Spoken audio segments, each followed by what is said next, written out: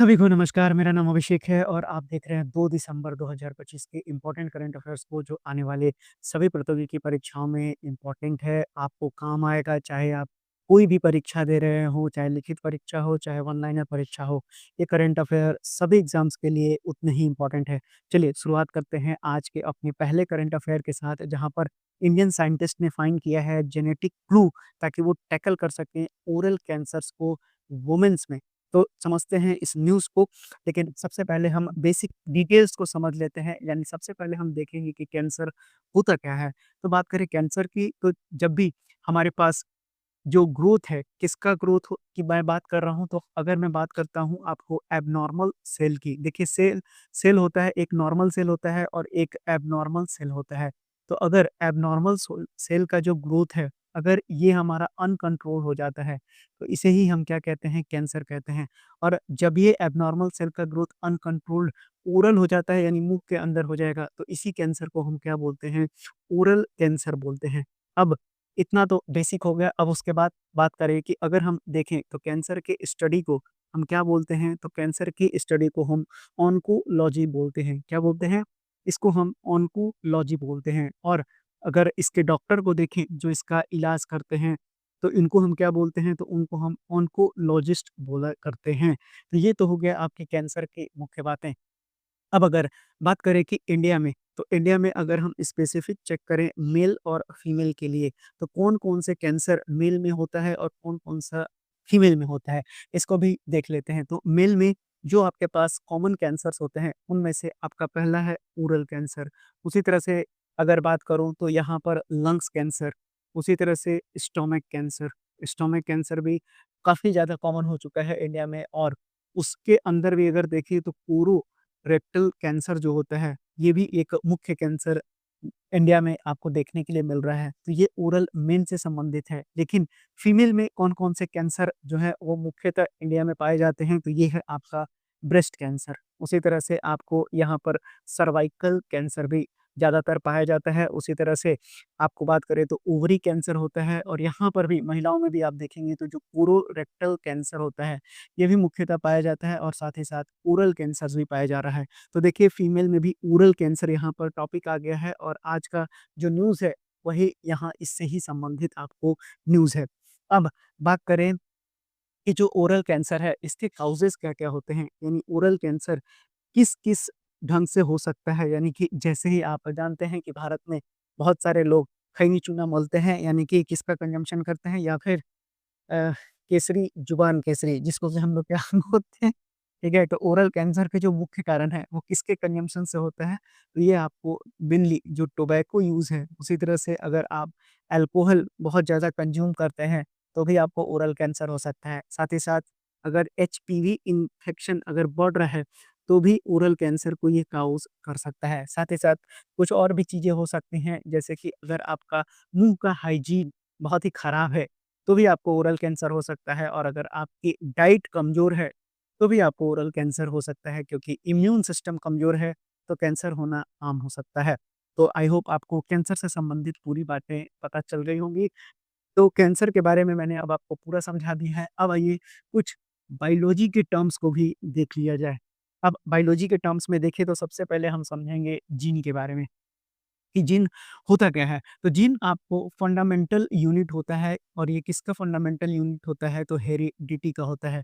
और यही जो फंडामेंटल यूनिट हेरिडिटी का होता है, यही पास होता है कहाँ से? तो ये पास होता है आपको पेरेंट्स से ऑफस्प्रिंग पर, यानी कि पेरेंट्स हो गए माँ-बाप, और ऑफस्प्रिंग हो गए उनके बच्चे। अब अगर बात करें हेरिडिटी की, तो हेरिडिटी का दूसरा नाम आपसे पूछा जाता है, तो ये क्या कहलाता है? हेरिडिटी को ही इनहेरिटेंस के नाम से भी आप जानते हैं। और इनहेरिटेंस ही क्या होता है? यही तो जो फिजिकल ट्रेट्स होते हैं, यानी कि जो हमारा फिजिकल ट्रेट्स हो गया, जैसे कि बाल हो गया, आँखों का कलर कैसा होगा, हम कितने लंबे होंगे, कितने छोटे होंगे, यही सारी चीज़ें जब पास होती हैं कहाँ से? पेरेंट्स से ऑफस्प्रिंग पर, तो ये आपका हेरिडिटी कहलाता है या फिर इनहेरिटेंस कहलाता है। तो बात करें जीन में, जो जीन है वो हमें क्या पता चला, तो जीन क्या है आपका? तो सेगमेंट है, किस चीज़ का सेगमेंट है? तो ये आपका डीएनए का सेगमेंट है जो कि क्या करेगा, इंस्ट्रक्शंस को प्रोवाइड करेगा। किसके लिए? तो स्पेसिफिक ट्रेट्स के लिए। और कहाँ पर? तो हम जैसे ऑर्गेनिजम्स के लिए। यही काम है किसका? जीन का काम है। तो जीन भी आपको समझ में आ गया होगा। उसी तरह से अब बात करें हम म्यूटेशन की। तो अगर हम म्यूटेशन को देखें कि म्यूटेशन दरअसल होता क्या है, तो म्यूटेशन का मतलब होता है जब डीएनए के सीक्वेंस में, क्या बोला मैंने कि जब मेरे पास डीएनए का कोई सीक्वेंस होगा, तो डीएनए के सीक्वेंस में जब चेंज होता है, यानी कि बदलाव होता है, तो ये किसको ये रिज़ल्ट किसमें आता है? तो ये आपको म्यूटेशन के रिज़ल्ट में आता है, ठीक है? तो डीएनए का सीक्वेंस चेंज कहाँ पर होगा? तो जीनोम में चेंज होगा। ऑर्गेनिज़्म का जो भी आपका जीनोम होगा, वहीं पर तो चेंजेज़ हो जाएगा। अब ये चेंजेज़ 2 वजह से हो सकता है। यानी कि म्यूटेशन आपसे पूछा जाए कि म्यूटेशन ये क्यों होता है? तो ये आपका एरर की वजह से होता है। जब भी आपका सेल डिवीज़न में अगर कोई खराबी आएगा, तो म्यूटेशन होना अनिवार्य हो जाएगा। या फिर अगर हम यहाँ पर एनवायरमेंटल फैक्टर को देखें, तो अगर कोई भी ऑर्गेनिज़्म अगर उसको रेडिएशन का एक्सपोज़र हुआ होगा, तो भी क्या हो जाएगा आपका उसमें म्यूटेशन, यानी कि डीएनए के सीक्वेंस में उसका परमानेंट बदलाव हो सकता है। अब समझते हैं कि डीएनए सीक्वेंस भी क्या होता है, तो मैंने आपको कई बार ये टर्म पढ़ा रखा है। तो जो डीएनए का सीक्वेंस होता है, तो डीएनए का सीक्वेंस आपको स्पेसिफिक ऑर्डर होता है 4 न्यूक्लियोटाइड बेस का। मैंने बताया आपको कि 4 जो न्यूक्लियोटाइड बेस होते हैं, अब ये बेस कौन-कौन से होते हैं, वो भी मैं आपको पढ़ा दे रहा हूँ।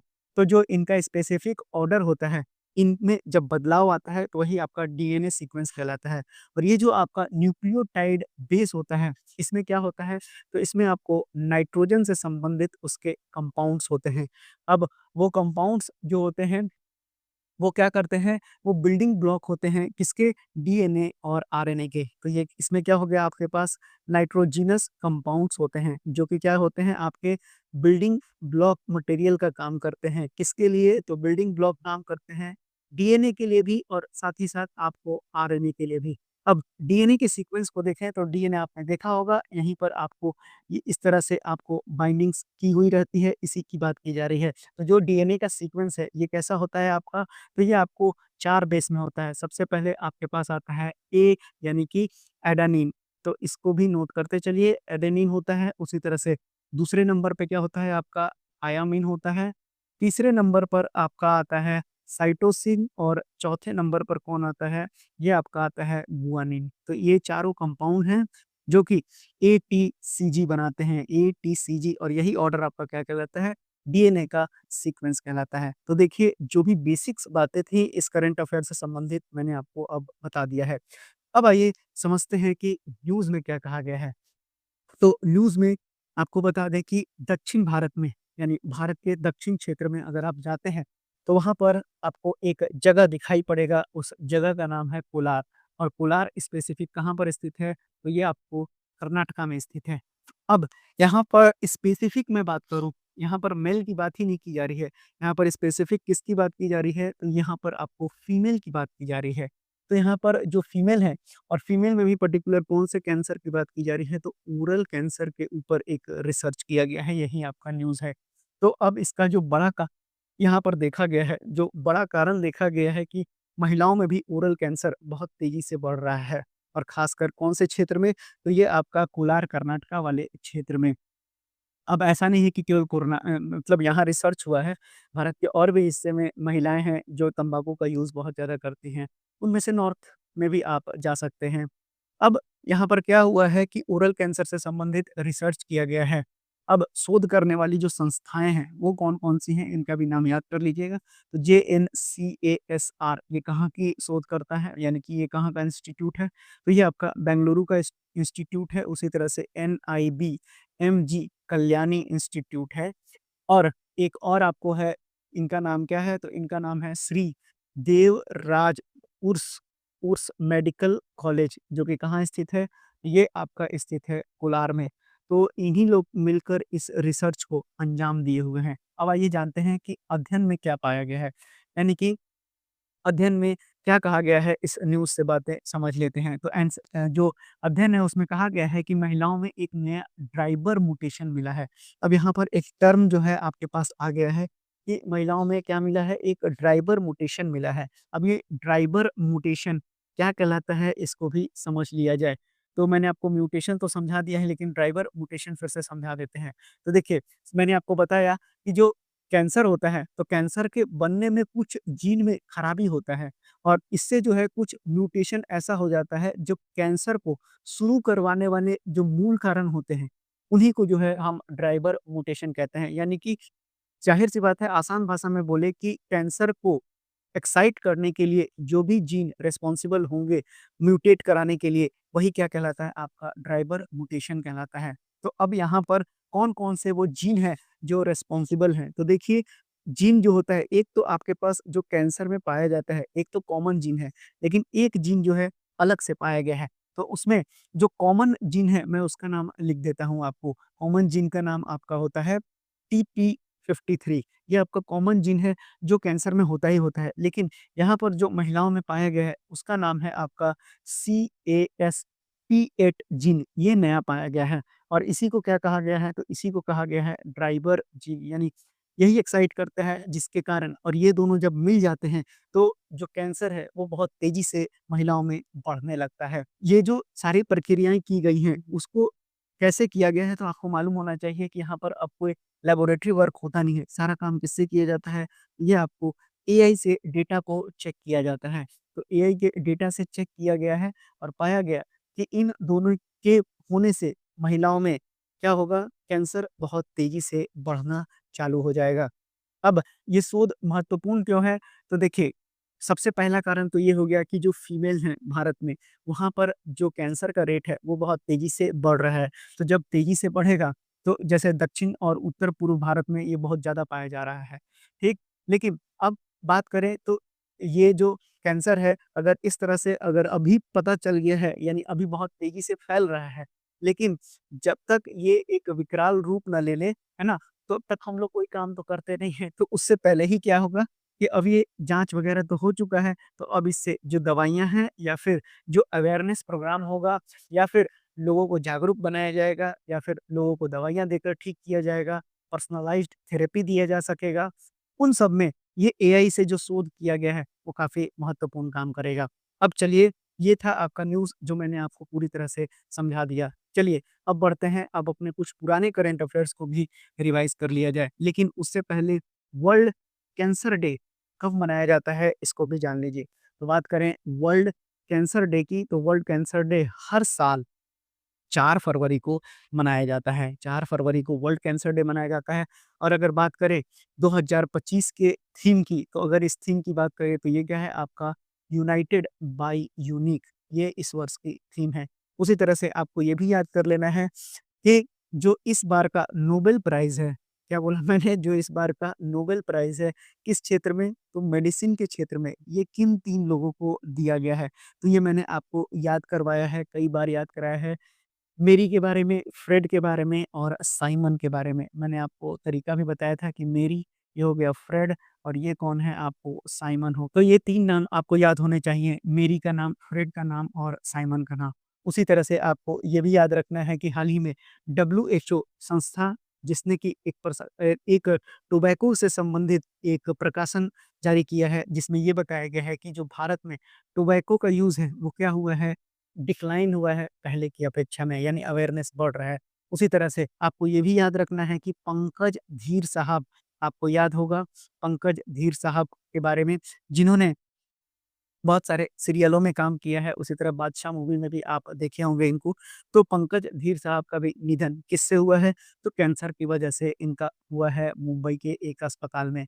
उसी तरह से आपको ये भी मालूम होना चाहिए कि जो गूगल, जो डीप माइंड है, गूगल का जो डीप माइंड है, इसने क्या किया है, तो इसने एक एआई मॉडल विकसित किया है, उसका नाम क्या है? तो सी2एस, क्या नाम है उसका? उसका नाम है सी2एस स्केल, जो किसमें मदद करेगा आपको? तो ये भी आपको कैंसर के ट्रीटमेंट में मदद करेगा। उसी तरह से मैंने आपको एक और चीज़ पढ़ाया था फेसबुक के बारे में। क्या पढ़ाया था मैंने? ये फेसबुक के बारे में। अब ये फेसबुक क्या है? तो एक इंजेक्शन है, जो पहले इंजेक्शन दिया जाता था उसमें काफ़ी टाइम लगता था, उसको रिड्यूस करके ये 6 से 8 मिनट पर अब ये आ चुका है। और ये किससे संबंधित है आपका? तो ये आपका HER, कौन-सा है? तो HER2 पॉज़िटिव ब्रेस्ट कैंसर से ये संबंधित है इलाज, ठीक है? तो इसका भी इम्पोर्टेंस अपने आप में क्वेश्चन आपसे बन सकता है। उसी तरह से भारत में देखें तो 7 नवंबर को क्या मनाया जाता है? तो 7 नवंबर को नेशनल कैंसर अवेयरनेस डे हर साल मनाया जाता है। अब अगर बात करें एक एमआरएनए वैक्सीन बनाया गया है, एमआरएनए वैक्सीन बनाया गया है, ये कौन से देश के द्वारा बनाया गया है? तो ये आपको रशिया के द्वारा बनाया गया है एमआरए वैक्सीन, ठीक है? और इसका नाम क्या है? तो इसका नाम है इंटेरोमिक्स, इस वैक्सीन का नाम है, जो आपसे सवाल बन सकता है परीक्षाओं में सीधी तरह से। चलिए, बढ़ते हैं अब अपने अगले करंट अफ़ेयर की ओर, जहाँ पर साइक्लोन दितवा के बारे में मैंने आपको पहले ही समझा रखा है। आज हम साइक्लोन सेनियार के बारे में जानेंगे। ये तो वन लाइनर सवाल बन गया कि साइक्लोन सेनियार भारत में आया हुआ है, ठीक है? और वो भी अगर पर्टिकुलर किस कोस्ट की बात की जाएगी, तो तमिलनाडु कोस्ट, तो ये हो गया आपका वन लाइनर सवाल। लेकिन हमें पढ़ना क्या है? तो हमारा जो टॉपिक है, दूसरा टॉपिक, वो कौन-सा है आपका? ये आपका साइक्लोन है। अब आइए समझते हैं साइक्लोन का फ़ॉर्मेशन। अब साइक्लोन होता क्या है? और साइक्लोन के फॉर्मेशन क्यों होते हैं, इन सारे रीजन्स को जानेंगे। तो देखिए, साइक्लोन का जो फॉर्मेशन होता है वो किसकी वजह से होता है? तो टेम्परेचर और साथ ही साथ जो आपका प्रेशर होता है। तो टेम्परेचर और जो प्रेशर है, इनके डिफरेंसेस की वजह से, और ये प्रेशर डिफरेंस कहाँ पर क्रिएट होते हैं? तो ये आपको एटमॉस्फेयर की बात की जा रही है। यहाँ पर जब टेम्परेचर और प्रेशर का डिफरेंस होता है आपको एटमॉस्फेयर में, तो किसका फॉर्मेशन होता है? साइक्लोन का फॉर्मेशन होता है।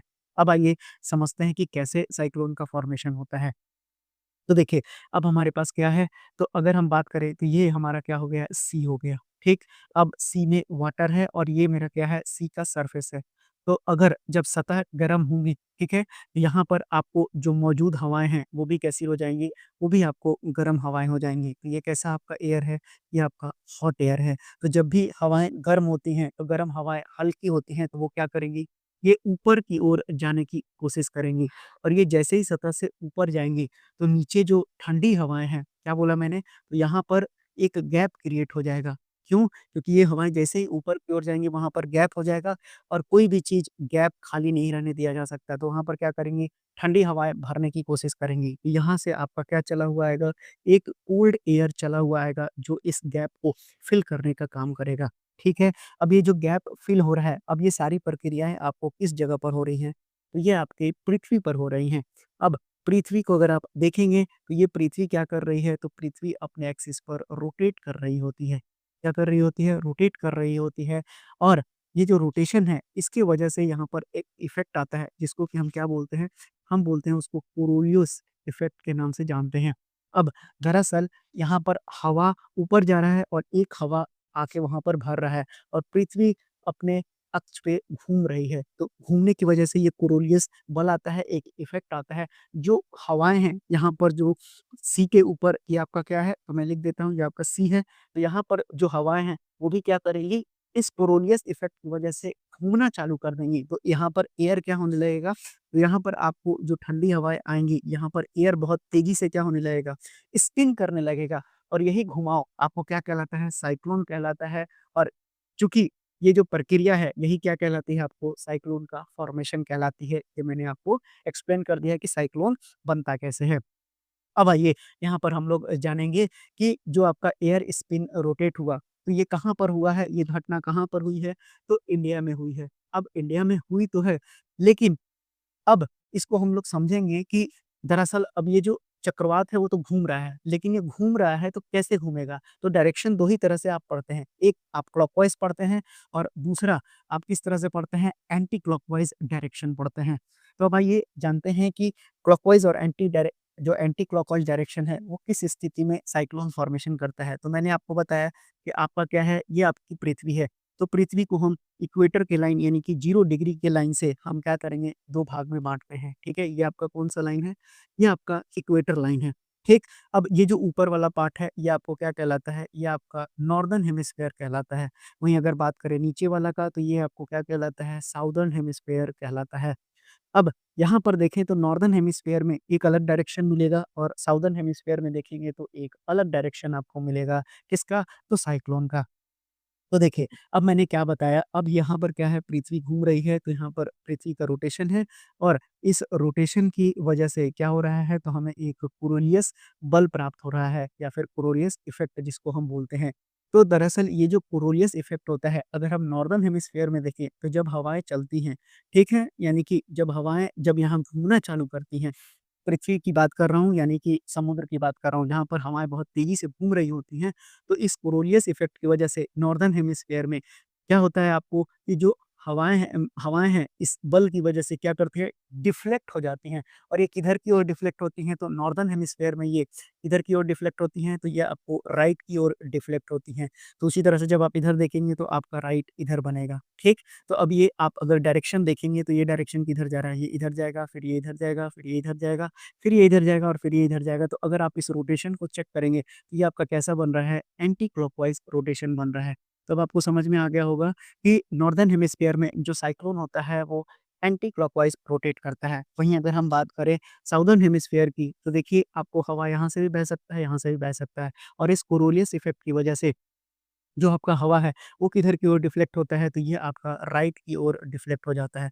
तो ये सॉरी लेफ्ट की ओर डिफ्लेक्ट होता है, तो यहाँ का लेफ्ट ये बनेगा और ऊपर से अगर आप देखेंगे, तो आपका लेफ्ट इधर की ओर बनेगा। तो अगर आप इसके डायरेक्शन को चेक करेंगे, तो ये डायरेक्शन किधर की ओर जा रहा है, तो ये डायरेक्शन आपको दिखाएगा कि आप क्लॉकवाइज़ रोटेट कर रहे हैं। तो यानी कि जब आपका साउदर्न हेमिस्फीयर होगा, तो वहाँ पर जो आपका चक्रवात है, साइक्लोन है, वो किस तरह से घूमेगा, तो ये आपका क्लॉकवाइज़ तरीके से घूमेगा। ठीक है, चलिए, तो ये भी मैंने आपको पूरा साइंस समझा दिया है साइक्लोन के बारे में। लेकिन अब ये डायरेक्शन तो हम लोग देख लिए डिफरेंट डायरेक्शन होता है, लेकिन हर जो साइक्लोन होता है वो अलग-अलग देशों में अलग-अलग नाम से जाना जाता है, हालाँकि वो ओशियन के नाम से होता है। तो आइए उनको भी समझ लेते हैं और जान लेते हैं। तो बात करें स्पेसिफिक अगर हम इंडिया की और साथ ही साथ जो साउथ पैसिफिक ओशियन होता है, यहाँ पर अगर आप देखेंगे, तो यहाँ पर जो साइक्लोन होते हैं उसको क्या कहा जाता है? तो ऐसे साइक्लोन को ट्रॉपिकल साइक्लोन के नाम से यहाँ जाना जाता है। वहीं अगर बात करें कि टाइफून कहाँ पर कहा जाता है, तो आप चाइना वगैरह का नाम सुनते होंगे, तो वो कैसा है? तो वो आपका नॉर्थ वेस्ट जो पैसिफिक ओशियन है, वहाँ पर इसको क्या कहा जाता है? टाइफून कहा जाता है या फिर इसी को आप चाइना सी के नाम से भी जानते हैं।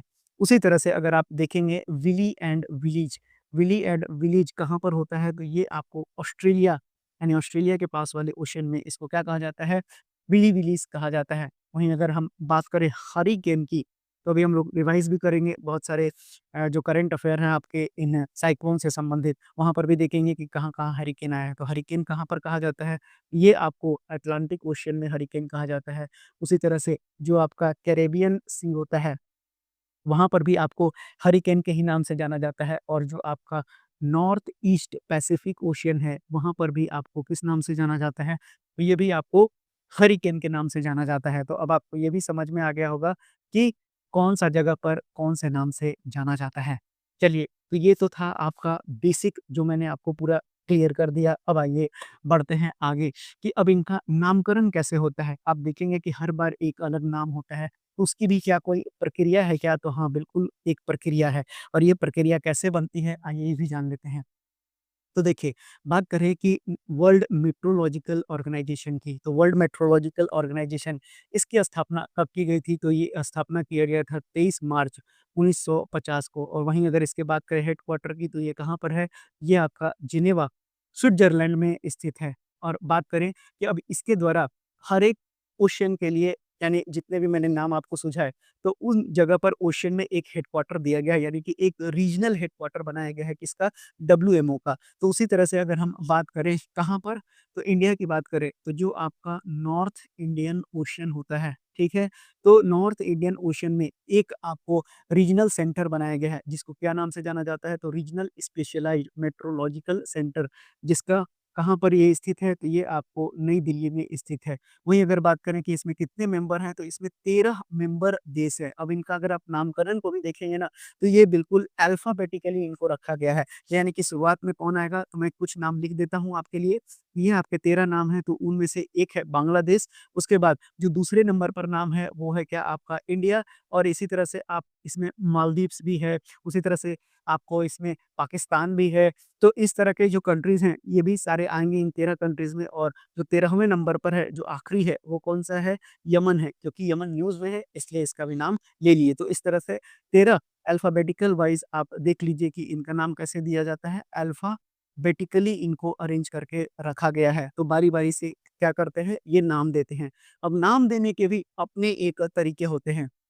अगर हम बात करें कि नाम कैसे दिया जाना चाहिए, तो जो नाम होता है साइक्लोन का, सबसे पहला जो क्राइटेरिया है डब्ल्यूएमओ के द्वारा दिया गया है कि ये ऑफ़ेंसिव नेचर का तो नहीं होना चाहिए। सबसे पहला क्या है आपका कि ऑफ़ेंसिव नेचर का ये नहीं होना चाहिए। तो इसका नेचर कैसा होना चाहिए? तो ज़ाहिर-सी बात है वो किसको दर्शाता हो, तो ये आपका कल्चर जो न्यूट्रलिटी है, इसको दर्शाना चाहिए, है ना? जो नाम झलके वो कैसा होना चाहिए? कल्चरल न्यूट्रलिटी को दर्शाता है। उसी तरह से जो इसका प्रोनाउंसिएशन होना चाहिए, जो इसका प्रोनाउंसिएशन है वो कैसा होना चाहिए?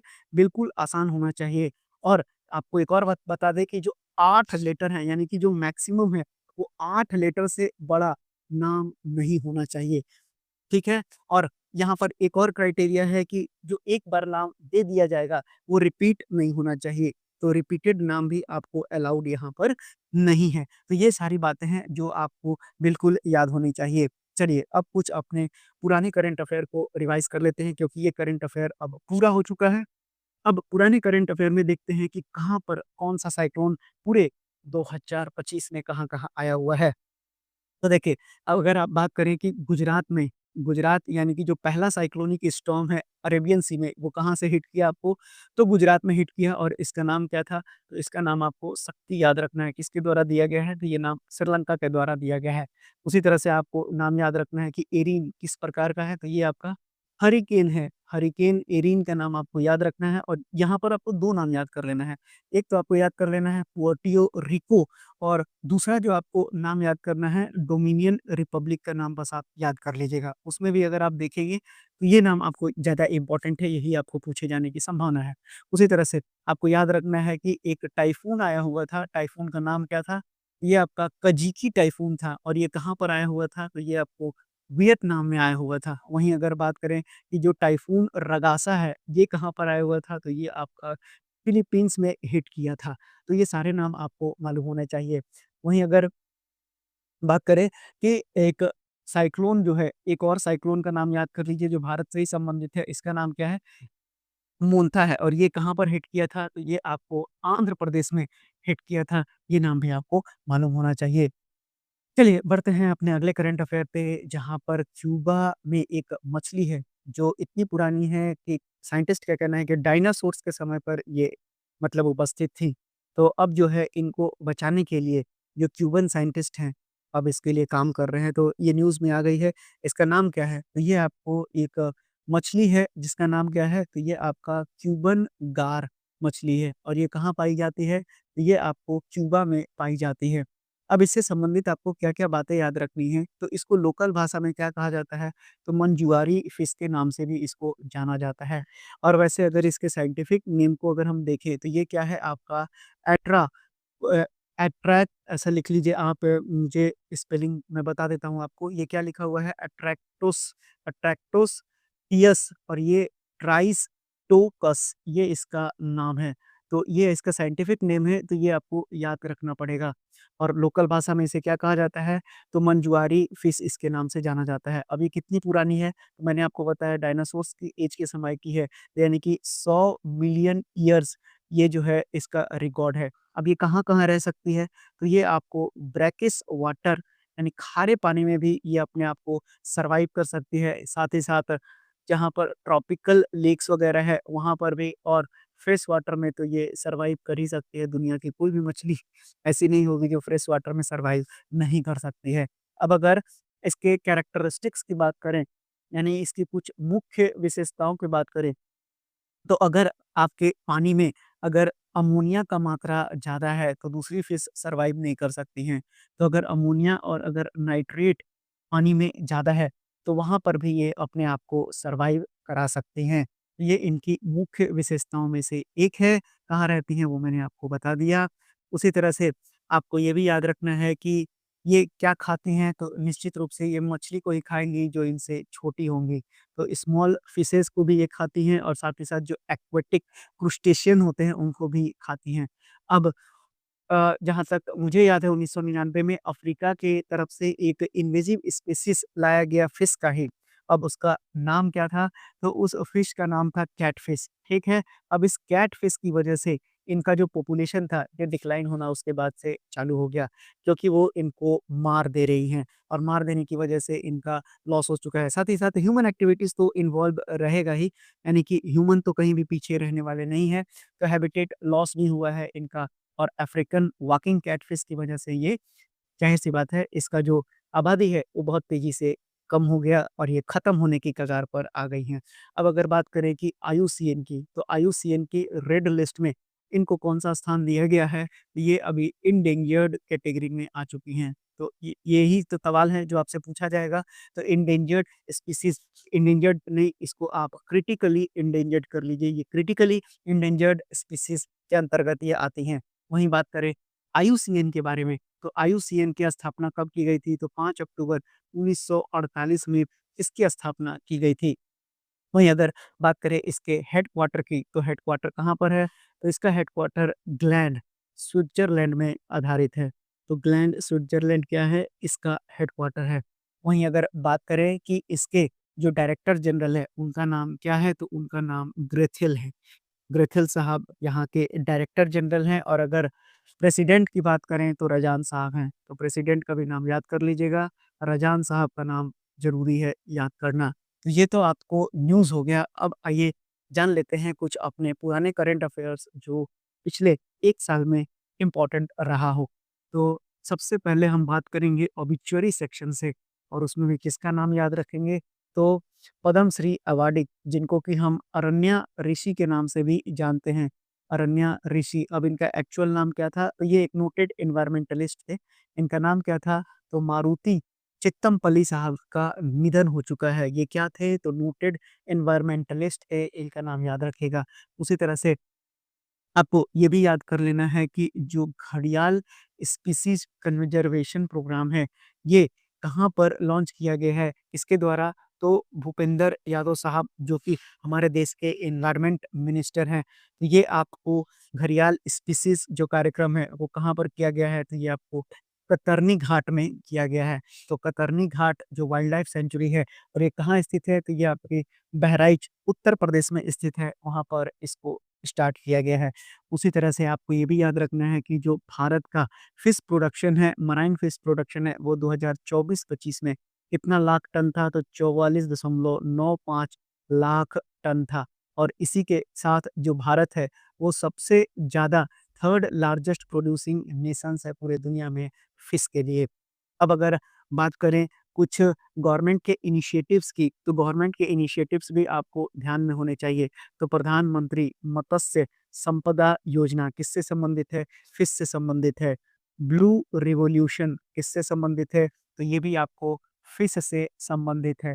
उसी तरह से आपको जो सागर परिक्रमा मिशन है सरकार का, कौन-सा मिशन? सागर परि परिक्रमा जो मिशन है, ये भी किससे संबंधित है? तो ये भी आपको सस्टेनेबल फिशिंग से ये संबंधित है। उसी तरह से आपको याद रखना है 27 अगस्त की तारीख इसीलिए क्योंकि ये पहली बार हुआ है। तो वर्ल्ड लेक डे कब मनाया जाएगा? तो 27 अगस्त से हर साल अब वर्ल्ड लेक डे मनाना चालू हो चुका है। वहीं अगर बात करें तो एप्टेरिक्टस, क्या नाम है? एप्टेरिक्टस, और ये किसका नाम है? कन्याकुमारी नाम है। एप्टेरिस्टक कन्याकुमारी क्या है? तो एक स्पीसीज है जो कि पाई गई है। कहाँ पर ये पाया गया है? ये आपको कोलाचेल तमिलनाडु में पाया गया है।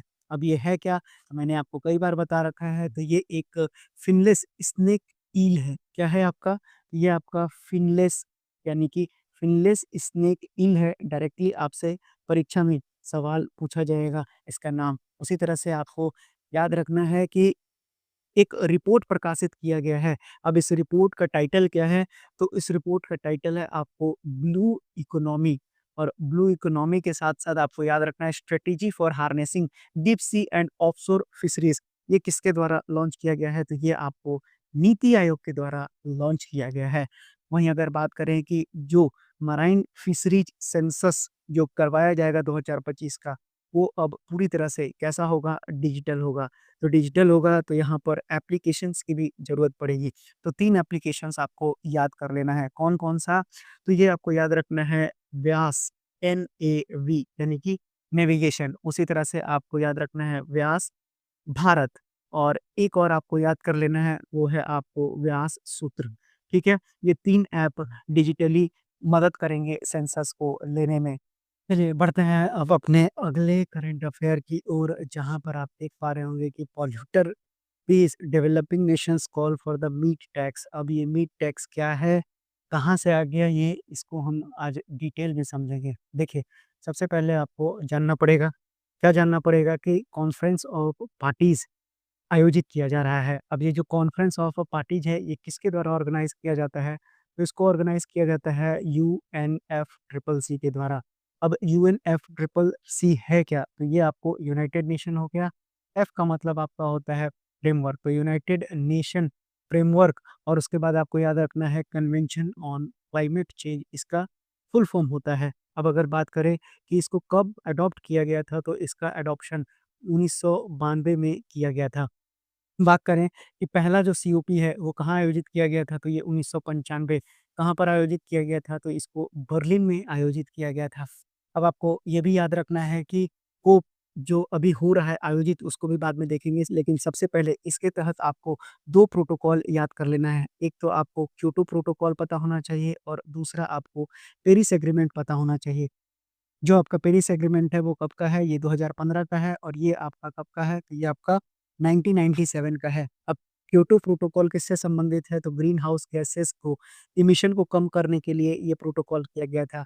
वहीं 2015 में 2030 तक जो ग्लोबल एवरेज टेम्परेचर है, 2015 में ये जो पेरिस एग्रीमेंट किया गया था, इसके तहत ये डिस्कस किया गया कि जो ग्लोबल एवरेज टेम्परेचर है वो 1.5 डिग्री सेल्सियस से नीचे रखा जाए सदी के अंत तक। ये दोनों की एग्रीमेंट हैं जो इसके तहत किया गया था।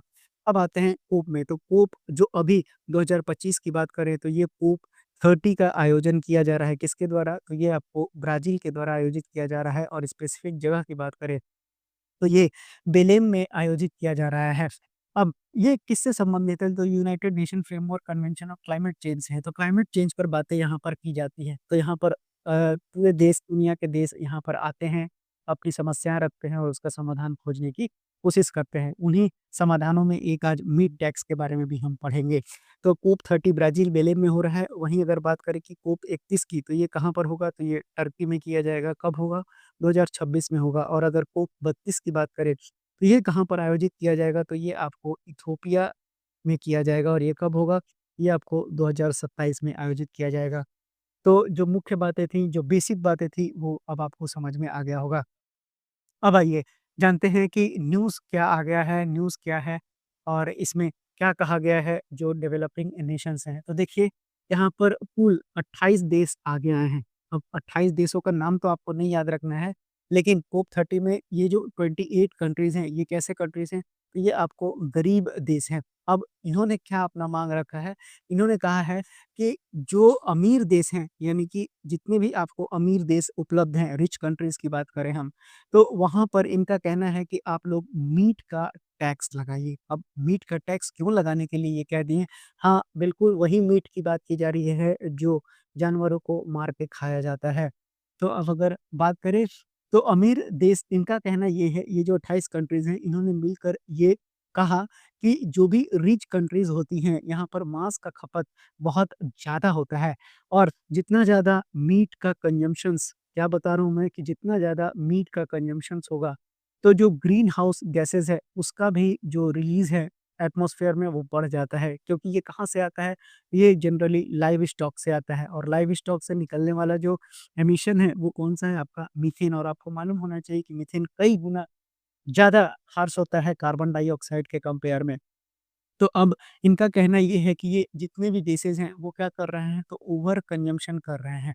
अब ओवर कंज़म्पशन का मतलब क्या हो गया कि जितने भी ओईसीडी वाले देश हैं, तो ओईसीडी वाले कितना खा रहे हैं? तो 71.4 केजी प्रति व्यक्ति प्रति साल, ये इतना कंज़म्पशन किया जा रहा है ओईसीडी कंट्रीज़ के द्वारा। वहीं अगर बात करें कि चाइना का कंज़म्पशन रेट क्या है, ये 61.98, बाकी सारा चीज़ वही रहेगा, यानी कि केजी पर पर्सन पर ईयर है।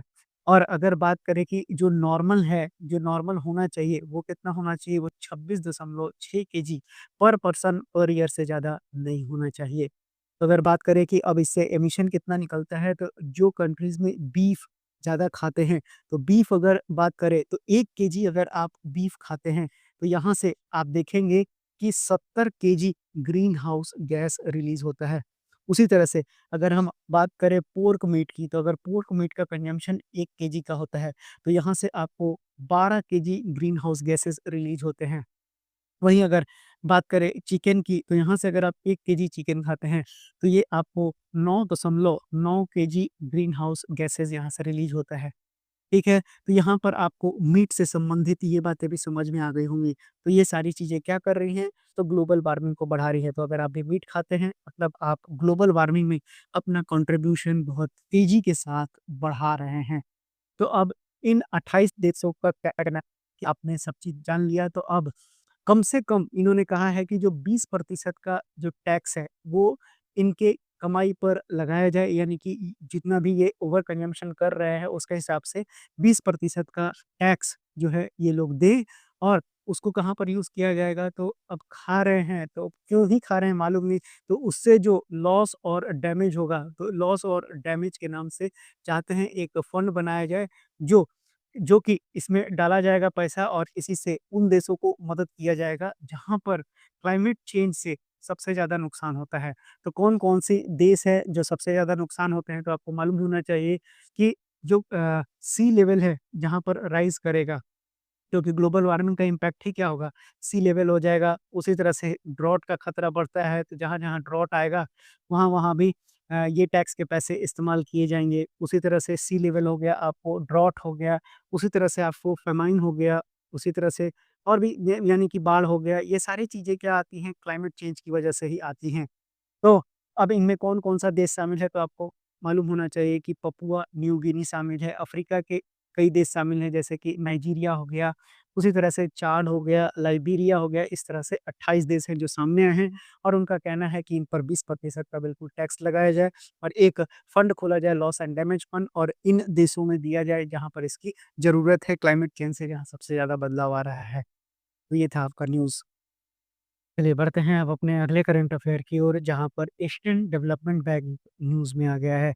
अब आइए समझते हैं हुआ क्या-क्या है। तो देखिए, गवर्नमेंट ऑफ इंडिया और साथ ही साथ जो एशियन डेवलपमेंट बैंक है, इनके बीच में 800 से अधिक जो डॉलर है, कितना मिलियन, तो 800 प्लस मिलियन डॉलर का समझौता किया गया है। अब ये समझौता अगर बात करें, तो अलग-अलग राज्यों के लिए किया गया है, यानी यहाँ पर कितने राज्य इन्वॉल्व हैं, यहाँ पर आपको टोटल 4 राज्य इन्वॉल्व हैं, और यहाँ पर अलग-अलग डेवलपमेंट या फिर अलग-अलग तरीके के प्रोजेक्ट के लिए एडीबी से पैसा दिया जा रहा है।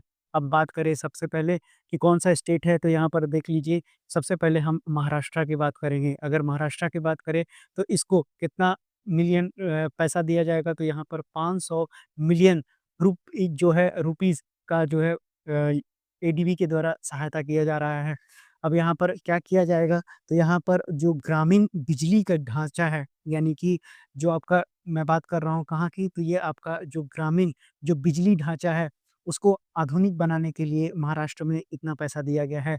साथ ही साथ कृषि के लिए दिन के समय सौर बिजली, यानी कि जो आपका सोलर इरिगेशन है, उसको बढ़ावा देने के लिए भी इस पैसे का उपयोग किया जाएगा। उसी तरह से सोलर ऊर्जा को किससे जोड़ा जाएगा? पावर ग्रिड से जोड़ने के लिए भी इसका इस्तेमाल किया जाएगा। तो सोलर प्लस पावर ग्रिड को जोड़ा जाएगा, ताकि किसानों को आसानी से इरिगेशन की फैसिलिटी उपलब्ध कराई जा सके। अब बात करें कि महाराष्ट्र में आपको पता चल गया किसान से संबंधित है। उसी तरह से अगर आप बात करें, तो मध्य प्रदेश की अगर मैं बात करूँगा, तो यहाँ पर 190.6 मिलियन डॉलर का इस्तेमाल किया जाएगा इन पैसों का। अब यहाँ पर क्या बनाया जाएगा, मध्य प्रदेश के जो इंदौर शहर है, अब इंदौर शहर में क्या बनाया जाएगा आपको, तो यहाँ पर जो अंडरग्राउंड मेट्रो है, इसके लिए इस पैसे का फंड का इस्तेमाल किया जाएगा। वहाँ पर 7 स्टेशन विकसित किए जाएँगे, और इसका लक्ष्य है कि 2030 तक इसको तैयार कर दिया जाएगा। वहीं अगर बात करें गुजरात के लिए, तो गुजरात को कितना फंड मिलेगा इसमें से, तो गुजरात को 109.97 जो मिलियन डॉलर है, इसका फंड मिलने वाला है आपको। तो इसको रुपीज़ मत कीजिएगा, इसको मेरे हिसाब से डॉलर कर लीजिएगा, है ना? 500 मिलियन डॉलर का ये लोन का इस्तेमाल महाराष्ट्र में किया जाएगा। गुजरात में कितना होगा? 109.97 मिलियन डॉलर का इस्तेमाल किया जाएगा और गुजरात में तो ऑलरेडी इंडस्ट्रीज़ वगैरह काफ़ी हैं, बस यहाँ पर इसका इस्तेमाल किया जाएगा। तो यहाँ पर जो मतलब जो गुजरात के युवा हैं, उनको एडवांस स्किल देकर उद्योग के लिए उनको तैयार करना है। यहाँ पर सबसे पहला टारगेट क्या होगा? तो स्किल डेवलपमेंट का काम होगा, जिसके लिए 11 मेगा आईटीआईज़ खोले जाएँगे। तो 11 मेगा आईटीआईज़ जब खोला जाएगा, तो यानी कि यहाँ पर किस चीज़ का निर्माण किया जाएगा? तो सेंटर ऑफ एक्सीलेंस का निर्माण कराने के लिए पैसा यूज़ किया जाएगा। अब इतने सारे लोग निकलेंगे, तो एक स्किल यूनिवर्सिटी भी बनाई जाएगी इसके लिए। तो हाईटेक स्किल सिखाकर नौकरी और उद्योग के लिए इनको तैयार करना है। उसी तरह से अगर चौथे की बात करें, तो चौथा पैसा कहाँ जाएगा बचा हुआ? तो ये आपको असम में जाएगा। तो असम के पास कितना बचा? लगभग आप देखेंगे तो 1 मिलियन डॉलर के आसपास यहाँ पर बच रहा है। तो असम आपको मालूम होना चाहिए, असम में आपको स्विफ्ट प्रोजेक्ट के लिए दिया जाएगा। अब स्विफ्ट क्या होता है? तो स्विफ्ट का मतलब होता है sustainable wetland and integrated fisheries transformation के लिए यहाँ पर दिया जाएगा। अब इसका उद्देश्य क्या है? तो जो असम का वेटलैंड है, उसको क्या करना है? बेहतर बनाना है। सस्टेनेबल जो फिशरीज़ हैं, उनको बढ़ावा देने का काम करना है और साथ ही साथ जो पर्यावरण है, यानी कि एनवायरनमेंट है और जो आपके ग्रामीण रोज़गार हैं, उनको बढ़ाया जा सके, दोनों को मजबूत किया जा सके, इसलिए ये पैसा दिया जा रहा है। तो आई होप आपको ये न्यूज़ पूरी तरह से समझ में आ गया होगा। अब आइए जान लेते हैं एडीबी के बारे में।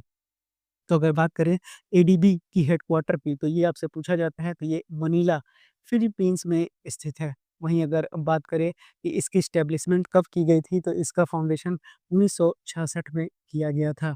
वहीं बात करें कि अभी यहाँ के जो प्रेसिडेंट हैं, वो कौन हैं? तो बात करें तो यहाँ के प्रेसिडेंट का नाम है मसातो कांडा। मसातो कांडा यहाँ के क्या हैं अभी? तो ये यहाँ के प्रेसिडेंट हैं। तो ये था आपका ये न्यूज़ से संबंधित पूरी बातें। चलिए बढ़ते हैं अब अपने अगले करंट अफेयर की ओर, जहाँ पर इंडिया ने अनवील किया है अपना इंडिजिनस हंसा 3 एनजी ट्रेनर एयरक्राफ्ट। चलिए जानते हैं इसके बारे में। अब इसका उत्पादन जो है शुरू हो गया है। भारत में बना पहला पूरी तरह कंपोजिट 2 सीटर ये ट्रेनर विमान है। पायलट प्रशिक्षण के लिए इसको डिज़ाइन किया गया है और आने वाले 20 वर्षों में भारत को 30,000 नए पायलट चाहिए और ये उस मांग को पूरा कर देगा।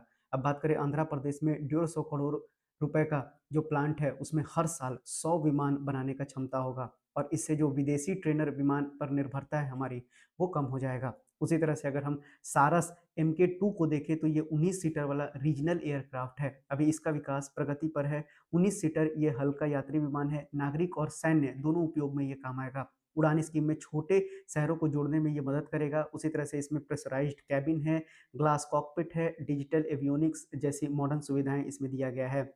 इस इससे जो फॉरेन मेड छोटे एयरक्राफ्ट पर निर्भरता है भारत देश की, वो कम हो जाएगी, ऐसा जितेंद्र सिंह का कहना है। आप देख सकते हैं यहाँ पर।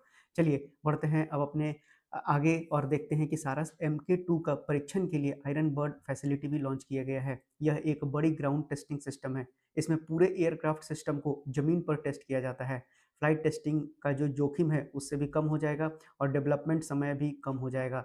उसी तरह से हाई एल्टीट्यूड प्लेटफॉर्म फैसिलिटी का भी उद्घाटन किया गया है, जहां पर सौर ऊर्जा से चलने वाला अनमैन्ड एयरक्राफ्ट की भी टेस्टिंग की जाएगी। 20 किलोमीटर से ऊपर उड़ान यहां पर भरा जा सकता है। सर्विलांस, कम्युनिकेशन, मौसम अध्ययन, बॉर्डर मॉनिटरिंग में इसका उपयोग किया जाएगा। उसी तरह से जो पहला बड़ा फ्लाइट है वो 2027 में प्लान किया गया है। वहीं बात करें कि navy met aviation weather system भी लॉन्च किया गया है।